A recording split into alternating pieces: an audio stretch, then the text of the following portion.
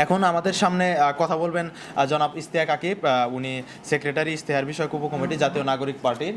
ধন্যবাদ আমাকে আমন্ত্রণ জানার জন্য। আসসালামু আলাইকুম। আমি জাতীয় নাগরিক পার্টির এবার ইশতেহার বিষয়ক উপকমিটির সেক্রেটারি ছিলাম।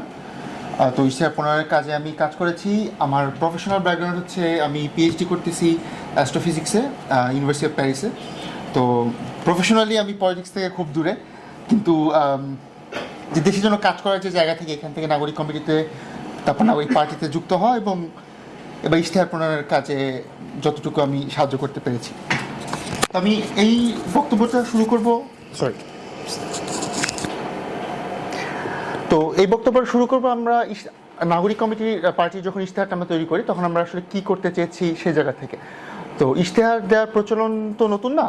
আমরা হচ্ছে এখন আপনি ইন্টারনেটে খুঁজলে 91, আপনার 2001, এমনকি 1970-এর নির্বাচনী ইশতেহারও পাবেন। তো ইশতেহারের ক্ষেত্রে যেটা হয় যে এটা পার্টিগুলো ইউজুয়ালি আপনার একটা পিআর ডকুমেন্ট হিসেবে এটাকে কনসিডার করে, যে জনগণকে আমরা ফ্ল্যাশি একটা জিনিস দেখাবো যে এই যে আমরা এটা করবো এটা করবো। কিন্তু এখানে যে জিনিসটার ঘাটতি আমার সবসময় মনে হয়েছে যে ছিল, সেটা হচ্ছে আপনার যেটা বলে একদম এই অ্যাকশন আইটেমের খুবই অভাব। মানে সবসময় বলা হয় এই হচ্ছে আমাদের সমস্যা সমাধানে আমরা যথাযথ পদক্ষেপ নিব। এই যে এইটা আমার যানজট সমস্যা সমাধানে আমরা যথাযথ পদক্ষেপ নিব। যেটা হচ্ছে হয়তো আমরা, আপনার যদি মনে থাকে, আমরা ক্লাস 7-8-এ যখন ওই প্যারাগ্রাফ লিখতাম লোডশেডিং, বা তখন আমরা লিখতাম যে government should take necessary steps. এই টাইপের একটা প্রবণতা আমরা সবসময় দেখেছি। আমরা একদম স্ট্রিক্টলি চেয়েছি যে এটা অ্যাভয়েড করতে, কারণ যথাযথ পদক্ষেপ নেওয়া মানে কিছুই মিন করে না। কারণ সবাই হচ্ছে এটাতে অ্যাগ্রি করে যে যথাযথ পদক্ষেপ নিব। তাহলে আপনি এখানে পার্থক্য করবেন কীভাবে পার্টিগুলোকে? এই পার্থক্য করতে উপায় নেই।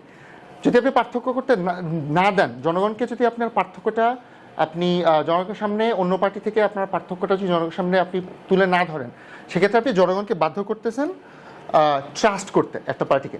তখন আপনি ইলেকশন ডিবেটটা নিয়ে যাচ্ছেন ট্রাস্টে, যে জনগণ কোন পার্টিকে বেশি ট্রাস্ট করে অথবা কোন পার্টিকে কম হেট করে, এইখানে আপনি জনগণকে নিয়ে যেতে চান। কিন্তু আমরা শুরু থেকে চেয়েছি পলিসি ভিত্তিক ডিবেটটা করতে। আমরা চাই যে পার্টিগুলো তাদের যে পলিসি সেটা জনগণের সামনে প্রকাশ করবে, জনগণ যেটা হচ্ছে পছন্দ করবে পলিসি ভিত্তিক সেইভাবে ভোট দিবে। তো এটা ছিল আমাদের মূল ফিলসফি।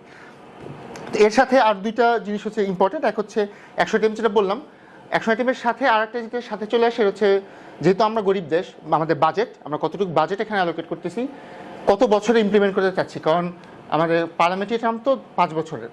তো আমরা যদি 20 বছর মেয়াদি একটা জিনিস বলি, আমরা অন্তত আমাদের বলা উচিত 5 বছর আমাদের এটুকু করার ইচ্ছা যেটা সামনে কন্টিনিউ করা যাবে। তো আমরা এই যে বাজেট এবং হচ্ছে যে টাইমলাইন, এটা রাখার চেষ্টা করেছি। আপনারা যদি আমাদের ফুল ডকুমেন্টটা পড়েন, আমরা প্রত্যেকটা প্রজেক্টে আমরা চেষ্টা করেছি টাইমলাইন বলতে এবং বাজেট বলতে। কারণ আমরা জনগণের কাছে এই কমিটমেন্টটা দিতে চাই। আমরা হচ্ছে এই কমিটমেন্ট দিতে আমরা স্বাচ্ছন্দ্য বোধ করি। এই হচ্ছে আমাদের কমিটমেন্ট। তারপর যদি আমরা করতে না পারি, আপনারা আমাদের চেক করতে পারবেন। যদি শুধু বলতাম যথাযথ পদক্ষেপ, কার কাছে কতটুকু পদক্ষেপ যথাযথ, এই বিতর্কটা চলে আসে, তো এটা কোথাও আগায় না। তো এইটুকু কথা বলে আমি কয়েকটা আমাদের এবার ইশতেহারে কয়েকটা বিষয়ে নিয়ে আলোচনা করতে চাই। নাগরিক পার্টির আমাদের ইশতেহার, এটা 12টা চ্যাপ্টারে ভাগ করা এবং 12টা চ্যাপ্টারে অনেকগুলো বিষয় উঠে এসেছে। এর মধ্যে আমরা 36টা প্রায়োরিটি আইটেমকে আলাদা করে আমরা 36 দফা হিসেবে বলেছি। তো 12 চ্যাপ্টারের মধ্যে একটা চ্যাপ্টার ছিল যে রাষ্ট্রের সংস্কার। আমরা বলেছি যে রাষ্ট্রের মানবিকীকরণ। এখন এটা একটা বড় অংশ হচ্ছে গত ফ্যাসিবাদী আমলের যেসব মানবতাবিরোধী অপরাধ ঘটেছে তার বিচার, এবং এই বিচারের প্রক্রিয়া অলরেডি চলতেছে অন্তর্বর্তী সরকার আমলে, এবং এটা আমরা সম্পূর্ণ করতে চাই। এটা আমাদের একটা কমিটমেন্ট। সেটা আরেকটা ইম্পর্টেন্ট কমিটমেন্ট হচ্ছে ট্রুথ অ্যান্ড রিকনসিলিয়েশন কমিশন করা, যেটা আমি মনে করি অন্তর্বর্তী সরকারেরই শুরু করা দরকার ছিল, নানা কারণে হয় নাই। কিন্তু এটা হচ্ছে আমাদের একটা কমিটমেন্ট, এবং এই কমিটমেন্ট হচ্ছে জামাতে ইসলামী এবং বিএনপি, তারা হচ্ছে একই কমিটমেন্ট দিয়েছে। তারা বলছে ট্রুথ অ্যান্ড হিলিং কমিশন, মানে একই কথা। মূল এখানে আইডিয়াটা হচ্ছে আমাদের 17 বছরের যে আওয়ামী আমলে তো সবাই ফৌজদারি অপরাধে ছিল না, বা সবার অপরাধের লেভেল এক না। কিন্তু এই জনগোষ্ঠীটাকে তো আমরা সমাজ থেকে বিচ্ছিন্ন করে রাখতে পারবো না। তাদেরকে একটা pathway back to the society এটা আমাদের দিতে হবে, এবং সেটার জন্য এবং আমরা স্পেসিফিক এখানে উদাহরণও দিয়েছি। আমরা 2টা উদাহরণের কথা বলেছি আমাদের ইশতেহারে। এটা হচ্ছে পোস্ট নাজি যেভাবে ডিনাজিফিকেশন হয়েছে, এটা হচ্ছে এক, আর 2 হচ্ছে পোস্ট অ্যাপার্থাইড সাউথ আফ্রিকাতে যেভাবে আপনার হিলিং হয়েছে। এই দুইটা উদাহরণ আমরা দিয়েছি, কারণ এটার মধ্যে এক রিকনসিলিয়েশনের আগে আপনার গুরুত্বপূর্ণ হচ্ছে রিকগনিশনটা, মানে ট্রুথ আগে, এরপরে হচ্ছে আপনার হিলিং বা রিকনসিলিয়েশন যেটাই বলেন। তো এইখানে এইটা হচ্ছে আমাদের একটা গুরুত্বপূর্ণ কমিটমেন্ট। এর সাথে হচ্ছে আমরা পুলিশ রিফর্মের কথা বলেছি। পুলিশ রিফর্মের জন্য সংস্কার কমিশন থেকে বিস্তারিত রিপোর্ট আছে, আমরা সেটা বাস্তবায়ন করতে চাই। এর মধ্যে আছে আলাদা পুলিশ কমিশন। এর সাথে যেহেতু পুলিশ একটা রাজনৈতিক মাফিয়া বাহিনী হিসেবে ব্যবহার হয়ে এসেছে, এখান থেকে পুলিশকে সরিয়ে আনতে হবে। তো পুলিশকে মানবিক করার জন্য অবশ্যই সে ট্রেনিংয়ের একটা এলিমেন্ট আছে, কিন্তু আমরা আরও এখানেও ইমপ্লিমেন্টেবল কিছু কথা বলতে চাচ্ছিলাম, যেটা এক হচ্ছে টহলরত পুলিশের জন্য বডি ক্যামেরা অলরেডি বা নির্বাচনেও ব্যবহার হবে। এই বডি ক্যামেরা সিস্টেমটা আমরা চাই 5 বছরের অন্তত সকল যারা অন ডিউটি পুলিশ তাদের কাছে যাবে। 2 হচ্ছে ইউনিফর্ম যখন সাদা পোশাকে গ্রেফতার, এই বিষয়টা হচ্ছে অলরেডি আইন আছে, এখানে আসলে নতুন আইন যে করতে হবে এটাও না, কিন্তু হচ্ছে ইমপ্লিমেন্টেশনের সমস্যা। আমরা এটা শক্ত ইমপ্লিমেন্টেশন করতে চাই। সাথে পুলিশের বডি ক্যামেরার সাথে আমরা ড্যাশ ক্যামেরার কথা বলেছি, পুলিশের গাড়ির ড্যাশ ক্যাম। এর সাথে আমাদের আরও কয়েকটা এখানে শক্ত অবস্থান আছে, এটা হচ্ছে র্যাব বিলুপ্ত করার ব্যাপারে অনেক কথা হয়েছে। অনেক পার্টি বিভিন্ন সময়ে এটার সাথে নিমরাজি একটা পদক্ষেপ নিয়েছেন, কিন্তু আমরা এর আগেও আমাদের পার্টি সবসময়ই এ ব্যাপারে অ্যাডামেন্ট ছিল যে আমরা র্যাব বিলুপ্ত করতে চাই।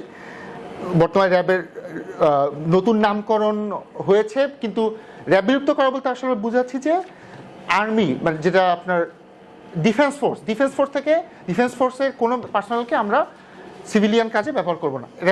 সেটা হচ্ছে যেই নামই হোক না কেন, র্যাবের নাম SIF হোক বা যাই হোক, আমরা এটা বুঝাতে চাচ্ছি যে এটা সিভিলিয়ান ফোর্স থাকবে পুলিশের মধ্যে। সেটা পুলিশের মধ্যে এলিট ফোর্স হতে পারে, বা সেটা সিভিলিয়ান ফোর্স হবে। দ্বিতীয়, আমরা DGFI এর ব্যাপারেও বলেছি যে DGFI যেভাবে রাজনৈতিকভাবে ব্যবহার হয়েছে, আমরা সুনির্দিষ্ট এখানে নীতিমালা করতে চাচ্ছি যেন DGFI এর বা গোয়েন্দা সংস্থা, DGFI NSI সবাই গোয়েন্দা সংস্থার সুস্পষ্ট নীতিমালা থাকতে হবে, যাতে তাদের রাজনৈতিক ব্যবহারটা বন্ধ হয়।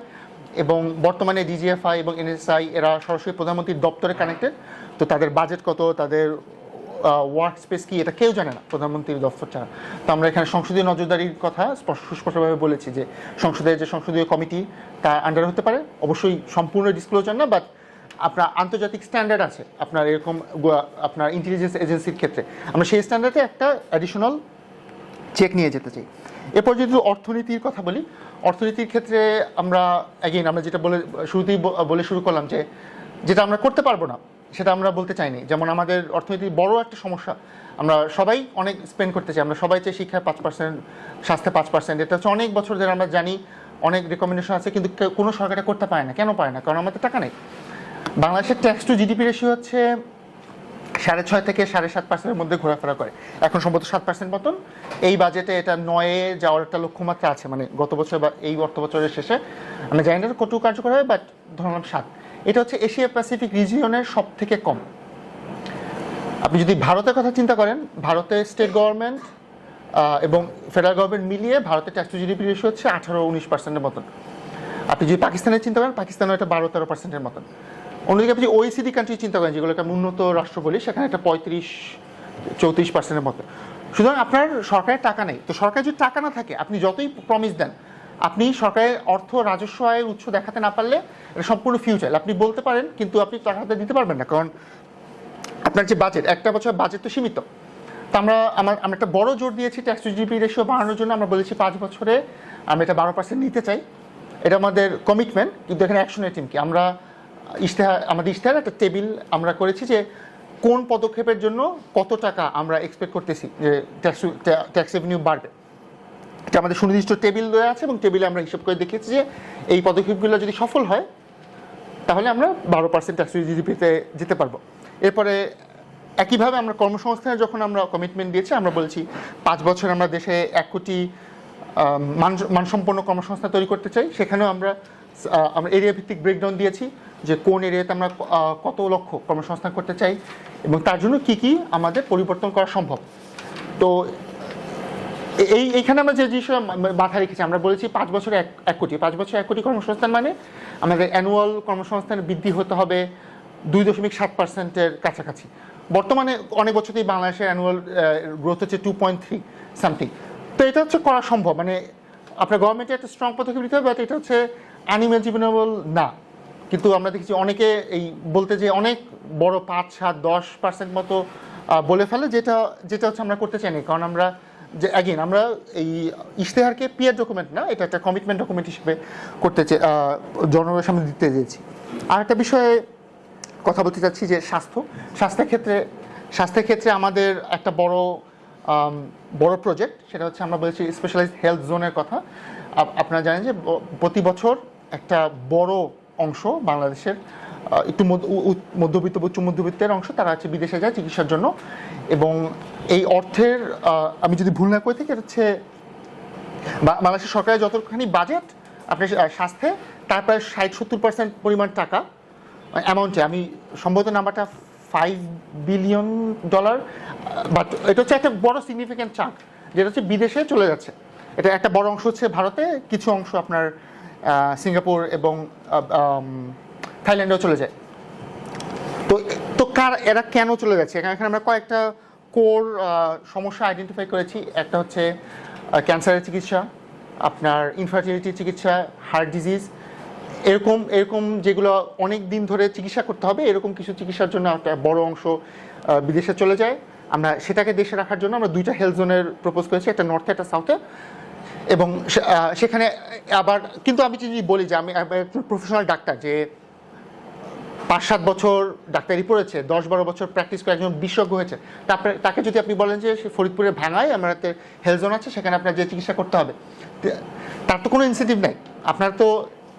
আপনি যদি তাকে একটা লাইফস্টাইলের গ্যারান্টি ওখানে দিতে না পারেন, তার সন্তানের জন্য যদি একটা ভালো একটা স্কুল কলেজ ওখানে প্রতিষ্ঠা করতে না পারেন, তাহলে আপনি তাকে জোর করে শুধু পোস্টিং দিলে সে যাবে না।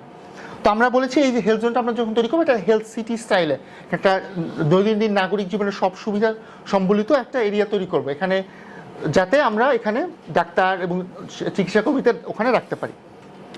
এছাড়া আর একটা বড় ডিবেট আমাদের চলে এসেছিল, এটা আমরা স্বাস্থ্যসেবার যে খরচ, এটা কোথা থেকে মেটাবো।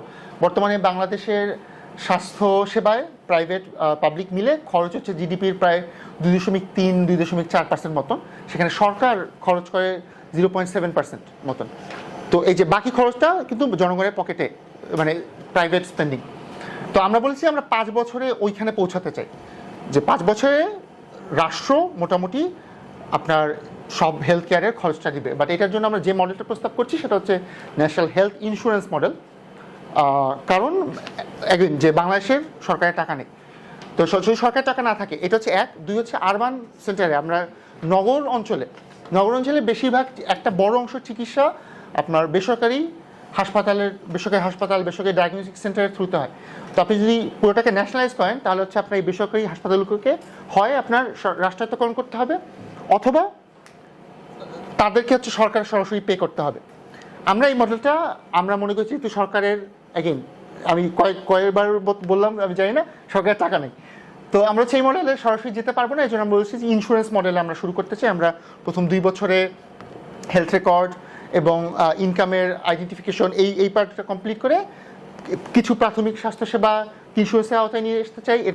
পরের 2 বছর আরেকটু বেশি, পরের 3 বছর আরেকটু বেশি, এরকম 10 বছরে ফুল কাভারেজে যেতে চাই। এবং এক্ষেত্রে আমরা বলেছি যে এই যে ইন্স্যুরেন্সের যে প্রিমিয়াম, সেটা নির্ভর করবে হাউস হোল্ড ইনকামের উপর। তো যেই পরিবারের আয় কম তার জন্য প্রিমিয়ামটা হবে নামে মাত্র, যার আয় বেশি তার জন্য এই প্রিমিয়ামের আয়টা হবে বড়। এবং যেহেতু আমাদের যেটা বললাম যে আমাদের একটা বড় অংশ প্রাইভেট হেলথ কেয়ারের উপর ডিপেন্ড করে, তো তাদেরকে আমি কি করব, আমাদের এখানে প্রস্তাবনা হচ্ছে যদি কেউ এই ইন্স্যুরেন্সে থাকা যদি কেউ প্রাইভেট হাসপাতালে যেতে চায়, তাহলে সেখানে যদি সেই কোনো চিকিৎসা নেয়, তাহলে ওই চিকিৎসা সরকারি হাসপাতালে নিলে তার যতটুকু খরচ হতো তার একটা অংশ সরকার এই ইন্স্যুরেন্স আওতায় কাভার করবে।